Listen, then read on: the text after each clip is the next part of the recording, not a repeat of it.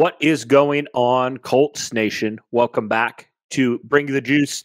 Your guys, Cody and Derek here. And it feels like it's been a little bit since we've done an episode together. I don't know. We did the recap recently, but I don't know. Just with how these weeks roll on, man, and just how this team continues to sputter down the stretch, it just seems like these last couple of weeks have been just really drawn out. It seems like it's just taken longer than normal. And we're just about ready for this season to be over. Mercifully, it's almost there. One more week of Colts football in the 2022 season, and we'll never see this 2022 Colts offense again. Thank heavens. We are so done with it. And it's just it's been just a disappointment, to say the least. Been an embarrassment, to say the least. It's just been one of those seasons that's one of the ones that you want to try to forget as a Colts fan. And when you look back 5-10 years from now, you'd be like, man, well, at least we weren't as bad as the 2022 Indianapolis Colts. That's the state we've gotten to right now. But anyway, moving on from that, we wanted to kind of talk about, with one game left in this 2022 season, the Colts are going to be looking, obviously, for a new head coach, whether that means bringing Jeff Saturday back full time, which we're going to do a topic of a video. And that's another topic for another video that we'll talk about, if Jeff Saturday should be even in consideration for that. But they are going to be in the coaching search. But one question I think that some people have is are they going to be potentially looking for a new general manager? Now, Jim Irsay has come out. He said Chris Ballard's going to be back next year. But how much, Derek, can you take Jim Irsay at his word at this point? Because he's said certain things about Frank Reich, and then a couple weeks later he fires him. He has him fired. So, how much stock do you put into what Jim Irsay says? He said that a few weeks ago, and the Colts have gone from just losing now to flat out embarrassing themselves on a week in, week out basis. So how much, do you blame on the coaching staff versus how much do you have to stop, look yourself in the face, look yourself in the mirror, and say, maybe this is a personnel decision too. Maybe personnel is not where it should be either. What are your thoughts on all this stuff regarding Jim Irsay's comments about Chris Ballard and just how that dynamic will play out?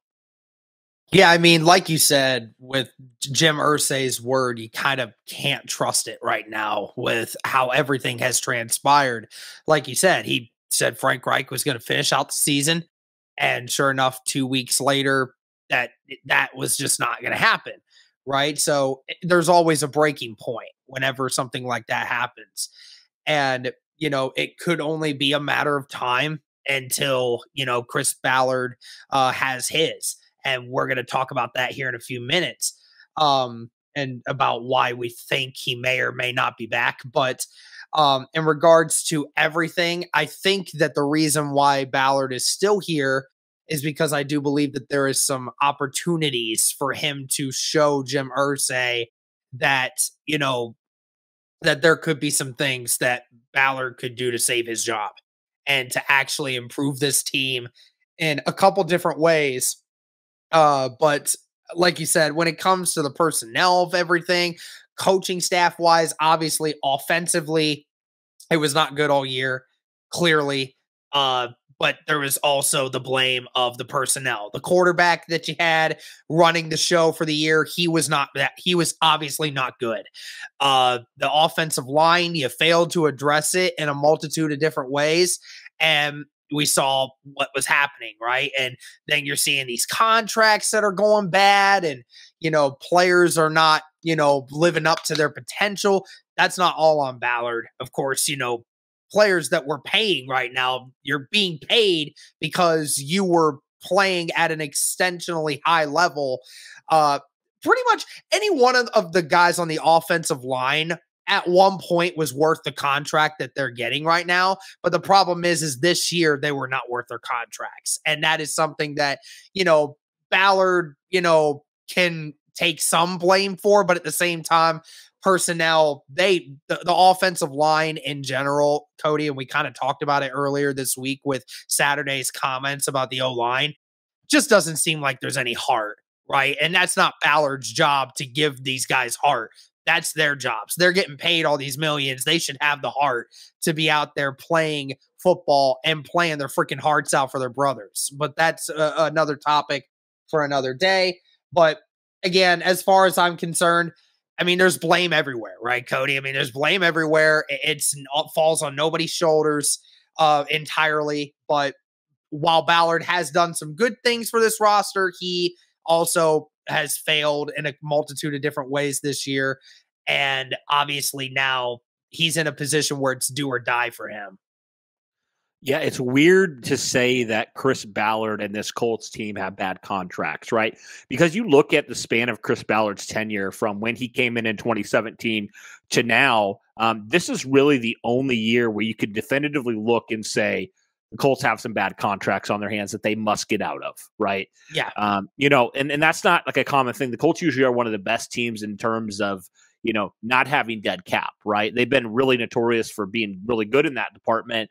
But you look at some of the guys that they are going to, potentially have to cut and have to eat some of that dead cap. Matt Ryan's the first one that comes to mind. Nick Foles, Mo Alley Cox. There's a couple guys there that the Colts will have to, because of some bad contracts that they handed out. Ryan Kelly, is another one. Like some bad contracts that they handed out, or guys that just simply aren't, coming, like you said, into what they're not playing up to their potential of what their contract is. Yeah. I mean, you can point to so many guys, Derek, that are not living up to their contract this year, especially. Oh, yeah. And when you've only won 4 games all year, you may not even win another game, and you may not even beat Houston, who is the worst team in the NFL record-wise. You got to get rid of some of these contracts, right? And I think the Colts will this offseason. But yeah, it's just come to that point where, I don't know why you felt compelled to give Mo Alley Cox the kind of money that you gave him. I don't know why you felt compelled, to pay your offensive line as much as you've paid them. Things like that. And it's just like, it just, I don't know. You just look at the team as a whole, where they are invested in. You look at the positions they're invested in versus the positions they're not. They're not invested. I mean, I guess they kind of are, but they're investing themselves into a 30-plus-year-old quarterback, 2 30-plus-year-old quarterbacks are investing themselves into a good chunk of money, and you're going to have to eat dead cap from both those guys. You're investing into a tight end that's not even a top, I wouldn't even say is a top 20, top 30 tight end right now in Mo Alley Cox, and you paid him that amount of money. And it's just like things like that where you're just like, and before the Nyheim Hines trade, you did the same thing. I know we love Nyheim Hines, but you paid him too much money to just not use him.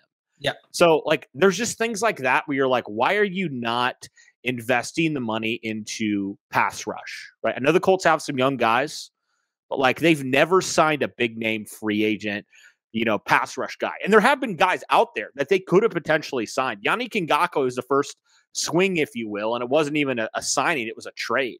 So they haven't really invested a whole lot in terms of proven talent there. They haven't really invested a lot since Costanza retired and left tackle. I think Ryman is playing well for a rookie. I think he's played well enough where I feel comfortable going in next season with him as left tackle. I think he can improve that anchor like we talked about. But you look at where you're investing your money versus where some of the most successful franchises right now are investing their money. And it's laughable, actually, at where you're investing your money right now. So you look at all that. You look at what Chris Ballard has done. You look at some of the guys that he's let walk for really pennies on the dollar. Danico Autry still making an impact with Tennessee. Chris Reed, Mark Glowinski, those guys, guys that played well for you and were available, you just decided to not bring back for some reason. Things like that where you're just like, that doesn't make any logical sense why you decided to not bring them back. Those are glue guys that really could have helped your team turn it around. Honestly, you think about that. And I know there's a lot more problems with this team specifically, but you don't let guys like that go, right? You just don't do that. And so it's really tricky with Chris Ballard. Because like we said, he's really good at finding talent. Yeah, he found Rodney Thomas this year in the 7th round, who has played really well, all things considered. But then, you just have some of those things where you've invested so much at defensive end and you still have questions at pass rush. It's gotten better, but you still don't have, for what you've invested, Derek, in pass rush, it's still not where it needs to be. Still. Yeah, it's just you've tried to invest in certain things. You've swung and missed on a few different things. And it's just, I guess that's just kind of leaves you where you are. And you really haven't tried at quarterback either, which is obviously the big one that we've talked about and we're going to debate for this whole offseason. So, Yeah, a lot to dissect with that. And it's very true. Like when we talk about Chris Ballard, right?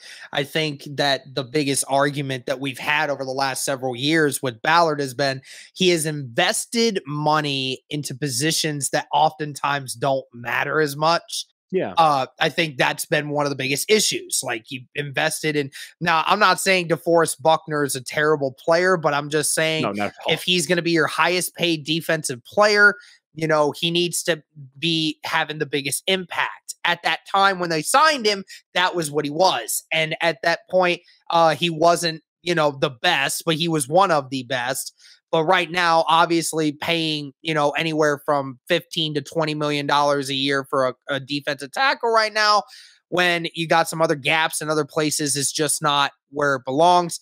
And let's be fair, the edge rush is the most important. Okay, there's very few defensive tackles in this league that change games. Okay, and DeForest Buckner is one of those few that has potential to do that, but not quite what he once was. And again, like it's sometimes it's just been the mismanagement of money, which is weird because you said it from when Chris Ballard first got in here, he was strict to a fault at times, like not wanting to dish out money at all. I mean, there would be times where Indianapolis would be top 5 in cap remaining at the end of seasons, and they wouldn't even they wouldn't spend the money. We're like, spend the freaking money, Ballard. But he did, and then he started, but then ironically enough, I don't know. I don't remember how much they actually fully invested in the cap when it comes to their entire quarterback room. But I mean, you think about it, they paid Foles $3 million this year. You're paying Matt Ryan, what, $24 million this year? Something like that. It's a lot. It's over 20 for sure. And then you're paying another $1 million for Ellinger. So, you're paying $28 million for this quarterback room, and it's the worst in the NFL. It's the worst in football, right? So, again, it's not the fact that they're not trying, but they're investing money into the wrong players right now. And that's another problem that people are having a trouble with Ballard is that. And then, like you said, he is a phenomenal scout and knowing how to get players in the draft. That is his mojo. And that is probably one of the biggest reasons why you would think to bring Ballard back is with that potential to do that, because him and his group do a fantastic job of hitting big players in the draft. But again, it is a thing where in the free agency market, the way he has done things has really hurt this team in the long run for a lot of things. Like you mentioned, letting a few players go. You have to sometimes in this league, Cody, and it's unfortunate that sometimes you have to allow certain players to leave because of pocketbook exchanges. But you're right. He has allowed a few guys to leave, and they have become fantastic options in other schemes that have really done fantastic. And like you said, when trying to build, he has also missed, right, with the draft. And it's unfortunate because every draft we see him get 2 or 3 amazing players that end up becoming starters, and they do a fantastic job. But you're right. In some of the biggest positions, he hasn't built the roster. He's trying to build through the defensive end position right now with Kwity Paye and Dio Adengbo. Jury is still out on whether or not they're going to be the long-term solution, but his track record before that, it hasn't been great, right? And of course, when you drafted Ryman this year, I mean, he was not supposed to be the starter, right? And that's the thing. It took you over halfway through the season for you to finally start feeling confident that Bernard Ryman could be a left tackle in this league. That's the problem, is that's what's getting your offense killed, is the most important position on the offensive line. You trusted for a rookie left tackle who had played for that position for 1 year, right? Like that's the bad part of this. And you let some of those other offensive linemen go. And now you're going to have to tie yourself down to a couple of these other contracts on the O-line from guys who aren't playing well. And so that's the biggest issue, right? Is just been, what has he been spending his money on, and how much has he been spending? It's been an issue, and it's something he has to fix. And the whole strategy of, not being aggressive in free agency, that just needs to not be a thing anymore. He needs to start being more aggressive with some of these free agents that he can bring in. We've said it before multiple times, Cody. How many times in the last like two off seasons have we said go and get a free agent in the off season at defensive end, like a premier pass rusher? And, we obviously traded for Yannick Ngakoue this year, but I mean, we never see him go out and get the big name free agent edge rusher that we know would make an impact. But again, the saving grace for Ballard, and it leads to the topic of conversation. I mean, will he be the GM come this next year? I mean, I think ultimately, Cody, that it comes down to the ultimatum of what Ballard does from the months of March and April. I think that's going to be the biggest aspect of this. It's going to come down to the fact that I think Jim Irsay knows that, Ballard and his group know how to evaluate. But the one position that they have failed to address in the draft since Andrew Luck retired has been the quarterback. And we've heard multiple reports that there's been multiple quarterbacks over the last 3 years that the Colts have consistently tried to get involved in this team. But for some reason, it just doesn't work out, whether that's the fault of former head coach Frank Reich, whether that's the fault of Chris Ballard not being aggressive enough, or Jim Irsay getting in the way when he shouldn't be, right? Like, that's what we keep hearing all these things. But it needs to be a thing where, it is time to start looking at the future and stop taking gambles at positions that are the most important and getting these players who you think can be great, but you need to start looking towards the future. It's so weird how the Colts have handled the quarterback position, right? You talked about how they've invested. I mean, really, you look at in Ballard's tenure. I mean, going back to even 2020 with Phil Rivers and Jacoby Brissett. I mean, they had by far the highest paid quarterback room in the NFL at that point. And again, they have one of the higher paid quarterback rooms in the NFL this year, but it's where they're investing in. It's really weird that, they just have not really been aggressive to go get their guy, right? They've had opportunities. Right. They obviously traded number 13, got DeForest Buckner. We love DeForest Buckner. But if you could have went and, traded up and been aggressive and gone and, took a shot at like a Justin Herbert, I know hindsight's 2020, but like if you really liked him and you traded up and got him, like, or traded ahead of the Chargers and got him, like, you could have done that. You had a chance there. As much as people want to say Ballard hasn't had a chance, which I think is just like one of the most poor excuses of an argument, because he clearly has multiple times. Now, how much do you blame, Frank Reich on the Carson Wentz thing? I don't know. But the truth is, Justin Fields was falling. The Colts had an opportunity. They could have gone up if they wanted to and gotten Justin Fields, if they really wanted to. I know that they thought at that point Carson Wentz was their guy.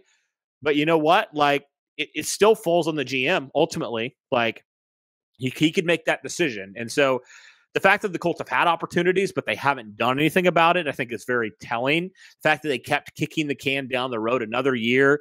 They don't even have a young guy in the wings. The guy they have right now, the youngest player they have at quarterback, it was a 6th, 7th round pick a couple years ago, right? That's how little they've invested in this position, and the most important position in sports. I mean, you look at Derek, they've invested in defensive end. That's about the only premier position they've seriously invested a lot of capital into, really since, just Chris Ballard has been here, right? Costanza retired after 2020.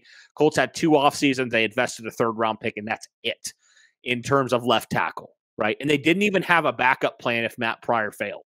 They really did not last year. And so they've taken opportunities, but really haven't done a whole lot with them. They haven't really, tried to develop a guy. So I'm glad that Ryman now is improving. So hopefully that situation is resolved. But yeah, I thought it was really interesting going back to like how Chris Ballard is really weird with contracts that he gives out versus contracts he won't, right? The fact that he wouldn't pay Chris Reed or Mark Glowinski a certain amount of money, but he'll pay Quentin Nelson the most money in the NFL. Now, I know Quentin Nelson, everybody says is the best guard in football. Hasn't played that way this year, but his resume speaks for itself. But you look at between those two guys, Derek, like you would even probably pay half of what you pay Quentin Nelson, two serviceable guards. Yeah. And also, like, I think about Danico Autry leaving. The fact that he wanted just a little bit more money and you weren't willing to give it, but you're willing to invest over $20 million in 2 defensive linemen in the interior. Like, that is absolutely ridiculous. The fact that you weren't able to do that. When, like you said, you've had the most cap space. It's not like you're like, don't have any cap space and you can't afford to do that. You can afford to do that. Oh, yeah. But you just chose not to. Mm-hmm. Like, those things right there, that kind of stuff, it's just like, players notice that stuff. Like, people notice that stuff. They don't want to come to the Colts because they know they're always going to try to lowball them, right? Yeah. The bad part of this, the bad part of it is like with the contracts and the personnel and everything, like you say, we don't have the quarterback yet. So it's going to be hard once again to bring in offensive free agents this year unless you overspend, right? Unless you overspend and tell them, hey, we are going and getting the guy that's going to throw you the football this offseason. Come here and help us with rebuilding this team. And here's like $20 million a year, right? Like, that's the kind of thing that is going to have to happen. So unfortunately, again, you're shooting yourself in the foot with that because now you got to fix the quarterback issue, which is going to affect the entire offseason in the offensive side of things. And then you have to fix up some coaching decisions on the other side, which I don't think, Cody, is the big issue that no one's talking about. We keep talking about Ballard from the sense of, personnel decisions, he makes them if he wants, which is fine. A lot of GMs do that, so I'm willing to give the benefit of the doubt to that. But the problem we have is, think back to 2017. He wanted to hire Josh McDaniels. The group of guys he wanted before they eventually hired Frank Reich, it was not a good group. And the fact that you would hire Josh McDaniels, who now, by the way, was given free reins to the Vegas Raiders, who his players are now throwing him under the bus, saying how terrible of a coach he is, and that organization is falling apart. And that was the Josh McDaniels that Chris Ballard wanted to hire, right? And now you have Jim Irsay coming out talking about the hiring process in this, like as if it's his decision in the end on who comes here and coaches. Like, owners don't do that. Now, owners would have input, of course. They'll talk with their GMs, be like, hey, who you thinking? Like, maybe look at this guy here for a second. I kind of like who he is. Like, that's cool. The owners do that sometimes. But owners don't take initiative of the hiring process of a head coach. But Jim Irsay is making it sound like he's the one taking charge in it. I mean, if that tells you what the confidence level is of a Chris Ballard making that kind of decision, it's a little concerning, Cody. Right. I do wonder. I think I see 2 scenarios where Chris Ballard would no longer be the GM for the Colts. I think number one, if the Colts embarrass themselves against Houston, they get absolutely destroyed, or whatever. They lose to the worst team in the NFL for the second straight year, mind you, at the end of the season to end it.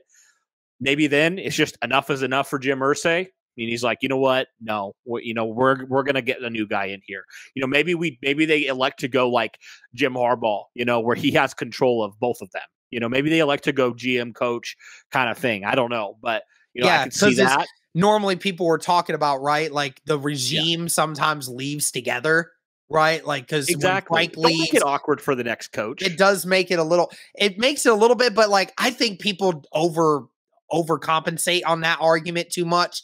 I mean, I get that, like, sometimes the GM and the coach come in together and it kind of melts into it a little bit. But I think if you get the right coach, then I still think that there's some things that you can do if you trust what your GM's doing. But again, that's up in the air. I just hated what they did last time with the whole firing Ryan Grigson, bringing in Chris Ballard, and keeping Chuck Pagano. Like, I thought that was just ridiculous. It was just like a lame duck coach for a year for Chris Ballard. It's like, why would you even do that? Let him pick his guy from day one. Right. And so, like, my concern is, like, if you say you keep Ballard for this year, right, and he hires a coach, like, and the team doesn't do well, and then he's had enough of Chris Ballard, does he just fire that coach again after one season? Like, does he keep that coach? Like, when does it end, I guess, is my question. Like, can we when just, do you find a good ultimatum? Can we make a clear cut? Like, please, like, let's just restart. If we're gonna rebuild and restart, let's just cut bait and start over. Like, that's where I'm at with this team. But the second scenario that I see, Derek, is Chris Ballard stepping away. Like, I think that actually has some traction to it. I was listening to good friend Kevin Bowen's podcast yesterday, and he said that he had a conversation with somebody who is very involved with the Colts, decisions, personnel decisions and stuff. And he said, if Chris Ballard ever feels like his voice is muted, he'll leave. He'll be done. And it's got to feel like that, right? Like, it feels like through all of this, Cody, like since the season began, it felt like Ballard was taking the back seat to everything. Now, we kind of assumed that may have been, his approach, right? Was, being thrown into the back seat because Irsay wanted to make it about him. And then the head coach was the fall guy in all this. But there's no fall guy anymore. It's on Ballard, everything at this point. And like I said, with the hiring of the head coach and, telling guys like, this is who we need to draft sort of thing. Like, yeah, it may be the first time that Ballard doesn't feel in control of what's going on in this organization right now. I mean, I could see a scenario where that does happen. Like, I really could see that. Where Chris Ballard's just like, I'm stepping down. I can't do this. I can't deal with this. I can't be in a place where the owner doesn't trust me and won't let me make the decisions. Like, I could see that. Honestly, I could. And I don't blame Chris Ballard. I really don't blame him because I feel like there's going to be plenty of NFL teams that are come calling, if Chris Ballard does decide to step away or he's no longer the Colts GM. So I think his resume will definitely, I know you look at the record, you look at stuff, it's not pretty, but then you look at some of the guys that he's found in the draft, and you're like, I mean, I think there would be some franchises that would certainly give him an opportunity to be their GM. So, yeah. Oh, 100%. I know there's at least 10 teams in the league that would be calling him immediately, asking for him. Like you said, his resume is good, regardless of what anyone says about Chris Ballard. His resume is good. He has brought in a lot of staple players, found some great ones. He's built some great connections. The only thing I think of after this is just like, again, if you decided to replace Ballard, I mean, who are you replacing him with? Right? Exactly. Like, I can't really give you anyone here an idea of who the hell I would want to be in here. I know Dodds has been in the building for a long time, and I don't know if Dodds would be willing to take over or not. I mean, Dodds has had multiple interviews with multiple different teams over the last several years and has turned down every opportunity because of his, his willingness to walk away. He knows when he's in a position that he wants to be in. He's being smart. He knows he's young. He knows he's only going to get more popular with the time as long as he continues to, bring in a guy or two every year in the draft. So his name's going to keep getting brought up.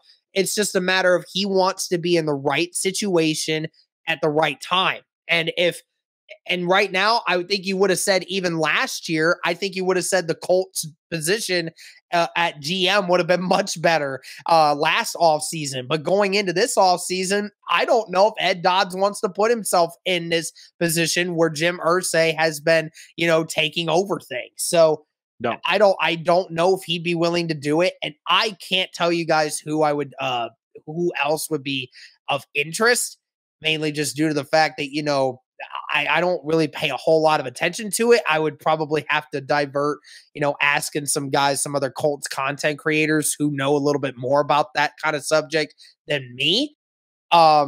Because we've been talking about that all off season, right, Cody? Or even during the season. I mean, people have been saying Ballard doesn't deserve another chance. Ballard doesn't deserve another chance. But I haven't heard anyone say names on who's going to replace it. Right? Mm-hmm. Like you got to replace him with someone. And I mean, as bad as Ballard has been in a few positions, he's still brought some great staple players into this organization, especially on the defense. I think just ultimately, Cody, that I think Irsay is sitting back and I think he is thinking that I'm going to give Ballard one more chance. Give him one more chance to right right a wrong here. Get me my future franchise quarterback. Get me him. Get me help me get the right coach. Help me get things back on track. Then we'll keep you around. But if he fails to get the quarterback, if he fails to help with the coach, if he fails to help fix this locker room culture that is crushed right now, then I see Irsay letting him go at that point. Yeah, I do wonder, like, does Irsay have more say this offseason, right? Does he say, you're getting me a quarterback? Does he have more, influence in free agency? Like, he's like, I want that guy. Bring me in that guy. Like stuff like that. Like, how much, we've seen Jim Irsay do stuff he doesn't typically do this year. Yeah. In just taking steps, honestly, too far in certain ways. And so, does he do that more? Is this a sign of things to come? And if so, I really hope not, because that would just really kind of screw up everything. But I'm just curious how that takes place. Is he like, Ballard, you're great at the draft, stick with that. I'm gonna give more of my thoughts, and we're gonna do a lot more of what I want to do in free agency. And if he says that, does Ballard say, nope, see ya? I don't know. It's gonna be an interesting one, but we'll see. I mean, if Chris Ballard, when you saw him and at that Just Saturday presser, he looked like a child that had just been put in timeout. Like, that's how he and then was asked a few questions and then, was given them snark remarks, it's just one of those situations where, he looked like he was trying to defend himself rather than, like actually stand there confident in what was going on. So, yeah, it just wasn't great body language at all. And I do wonder how many people that rubbed the wrong way in the organization. Like, I really wonder that, because Colts fans weren't having it. I wonder how many other people were like, what? That's our GM? What the heck, man? 100%.